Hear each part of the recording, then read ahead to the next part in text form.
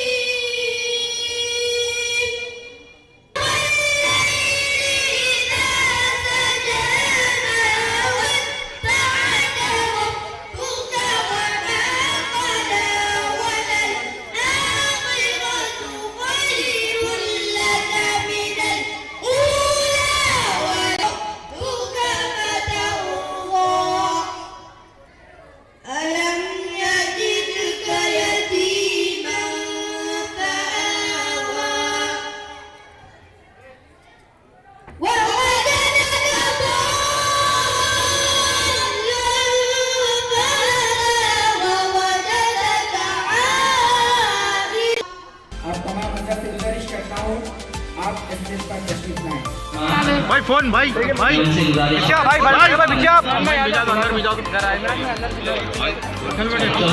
ایوب خان، ان سے بھی گزارش ہے کہ اسٹیج پر رہیں۔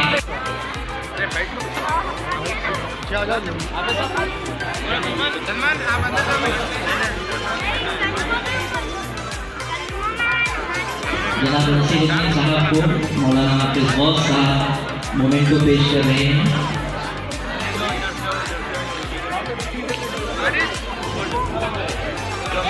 میری نہیں معلوم مجھے کہ آج کے اس پروگرام میں بچیوں کو بھی کچھ انعام دیا جا رہا ہے، نہیں دیا جا رہا ہے۔ کوثر صاحب بتا رہے تھے کہ 90 سائیکل دیے جائیں گے اور 40 اسکول کے بیگ دیے جائیں گے۔ میری ذمہ داروں سے گزارش ہے کہ ہمارے بچوں کو بھی ان کی حوصلہ افزائی کریں، تاکہ کیونکہ ہم تو مسجد میں بچوں کو بلا کر نماز کی پابندی ان سے کروائیے، اور ہماری کئی ایسی بچیاں بھی ہیں جو میرا ماننا یہ ہے کہ ان بچوں سے زیادہ نمازی ہیں اور متقی ہیں اور پرہیزگار ہیں۔ یقیناً اچھا کام کی ایک شروعات ہوئی ہے، اور میں یہ سمجھتا ہوں کہ اگر آپ مناسب سمجھیں تو میری تجویز یہ ہے کہ ان بچوں کو یہ سائیکل اور بیگ کے ساتھ ساتھ ایک سرٹیفکیٹ بھی ان کو دیا جائے کہ انہوں نے اتنے دن پابندی سے نماز فجر مسجد میں ادا کی، اور ہو سکے تو اس میں اگر آپ کو منظور ہو تو مولانا احسن حمود صاحب کی اس پہ دستخط کروا کر ایک سرٹیفکیٹ بھی ان کو دیا جائے، تاکہ ان بچوں کو ہم ان کی حوصلہ افزائی کر سکیں اور ان کو مسجد سے جوڑ کر رکھیں۔ اور ابھی خطیب مسجد ابراہیمی نے صحیح کہا کہ نماز فجر کی بہت بڑی خصوصیت اور اہمیت ہے۔ ویسے تو 5 وقت کی نماز مسلمان کو پڑھنا فرض ہے، اور علماء اکرام نے فرمایا کہ قریب 100 مرتبہ اللہ سبحانہ و تعالیٰ قرآن کریم میں نماز کو قائم کرنے کا ذکر کیا۔ اللہ کے رسول صلی اللہ علیہ وسلم نے اس کو دین کا ستون قرار دیا اور مومنین کی میراث قرار دیا۔ اسی لیے سورہ قرآن شریف میں سورہ بقرہ میں اللہ سبحانہ و تعالیٰ فرماتا ہے، اس کی آیات کا ترجمہ علماء نے کیا کہ جو لوگ ایمان لائے، نیک کام کیے، اور جنہوں نے صحیح طریقے سے نماز ادا کی اور زکوٰۃ دی، تو ان کو اللہ کی طرف سے اجر ہے، اور اجر قرآن میں فرما رہا ہے کہ ان کو نہ خوف ہوگا اور نہ وہ کبھی غمگین ہوں گے۔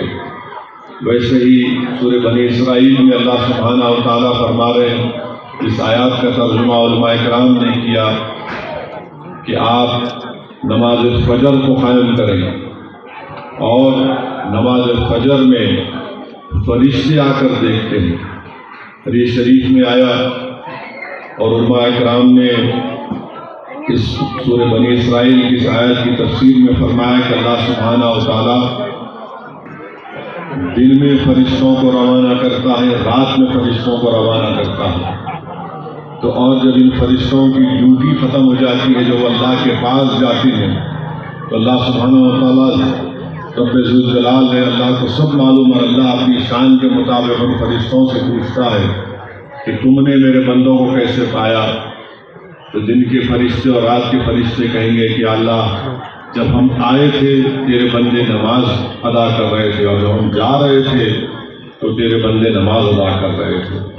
اسی لیے میرے عزیز دوستوں اور بزرگوں، حدیث شریف میں آیا، بلکہ میرا حافظہ اگر صحیح ہے تو مسلم شریف کی حدیث میں اللہ کے رسول صلی اللہ علیہ وسلم نے ارشاد فرمایا کہ جو لوگ سورج نکلنے سے پہلے اور سورج غروب ہونے کے بعد نماز پڑھتے ہیں، اللہ سبحانہ و تعالیٰ ان کو جہنم کی آگ سے بچائے گا۔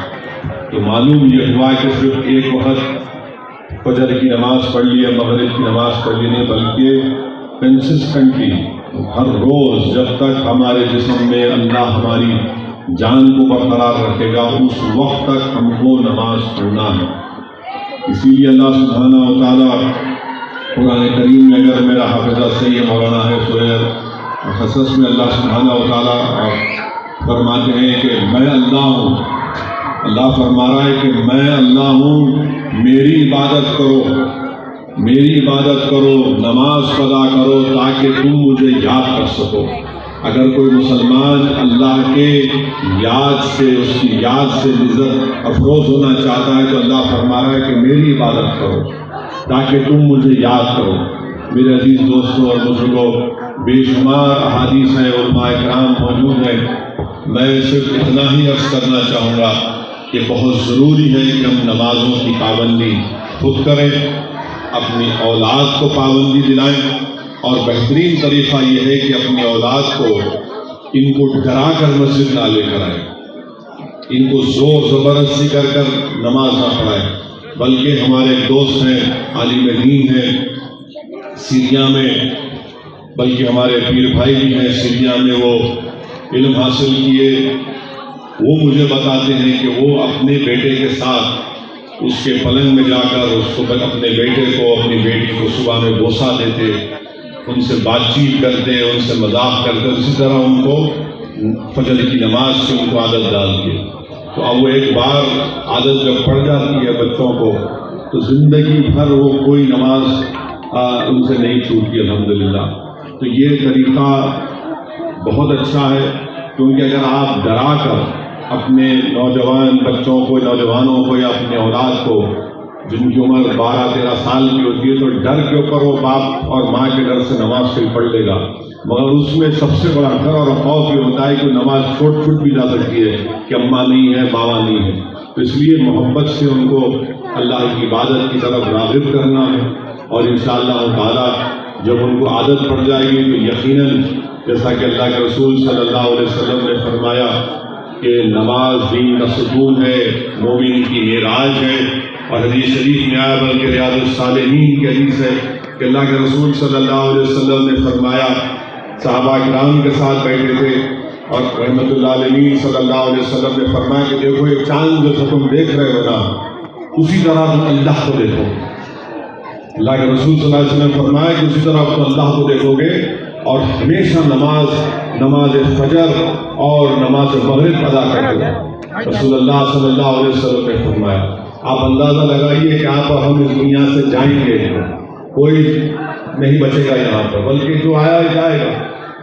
اور یاد رکھیے کہ جب قیامت ہوگی تو قیامت کے آثارات میں علماء کرام حدیث شریف میں کہ اللہ سورج کو پلٹ دے گا، सूरज को अंग्रेजी का लफ्ज़ फोल्ड कर दिया जाएगा, आसमानों के तारों की रोशनी खत्म करके उनको जमीन पर डाल दिया जाएगा, पहाड़ों को रुई बना दिया जाएगा और सबको खबरों से उठाया जाएगा। तो उस वक्त अंधेरा होगा, नफ्सा नफ्सी का दौर होगा। इसलिए रसूल अल्लाह सल्लल्लाहु अलैहि वसल्लम की हदीस में उन 7 लोगों का जिक्र है जो क़यामत के दिन किसी का साया नहीं होगा सिवाय अल्लाह के साये के। उसमें 3 लोगों का जिक्र साथ में से रसूलुल्लाह सल्लल्लाहु अलैहि वसल्लम ने किया। एक वो नौजवान जिसकी सारी जवानी उसने नमाजों में इबादत में गुजार दी, एक वो शख्स जिसका हमेशा दिल मस्जिदों में लगा रहा, और तीसरा वो शख्स जो अकेले में भी अल्लाह की इबादत करता और उसकी आंख में आंसू आ गए। इसीलिए मेरे अजीज दोस्तों और बुजुर्गों, उलमाए किराम ने सही फरमाया कि 100 मरतबा के करीब अल्लाह ने नमाज का जिक्र किया। और आपको हमको बहुत ज़रूरी है कि हम खुद मिसाल बने, सिर्फ बच्चों को ना कहें नमाज पढ़ो और माँ बाप टीवी देखना शुरू कर दिए। इशा की अज़ां हो रही और घर में अम्मा टीवी पर, बाप का क्रिकेट मैच पर रिमोट पर झगड़ा हो रहा है। ये नहीं हो सकता। इसलिए हमको खुद अपनी औलाद के लिए एक बेहतरीन मिसाल बनना है। और हदीस शरीफ में आया नुज़रतुल मजालिस या उसमें बहरहाल रसूलुल्लाह सल्लल्लाहु अलैहि वसल्लम ने फरमाया कि क़यामत के दिन ऐसे लोग रहेंगे जिनके चेहरे तारों की तरह चमकते हैं। तो सहाबा किराम ने पूछा, रसूलुल्लाह क्यों चमकते हैं? तो रसूलुल्लाह सल्लल्लाहु अलैहि वसल्लम ने फरमाया कि जैसे वो अज़ान सुनते थे वो लोग वज़ू कर लेते थे। फिर ऐसे लोग होंगे जिनके चेहरे चांद की तरह चमकते हैं। तो रहमतुल्लाह अलैहि सल्लल्लाहु अलैहि वसल्लम ने फरमाया कि वो लोग होंगे जो फौरन वज़ू करते और मस्जिद को रवाना हो जाते। फिर ऐसे लोग होंगे जिनके चेहरे सूरज की तरह चमकते हैं। तो बताया ये वो लोग हैं जो अज़ान से पहले जाकर मस्जिद में बैठ जाते हैं।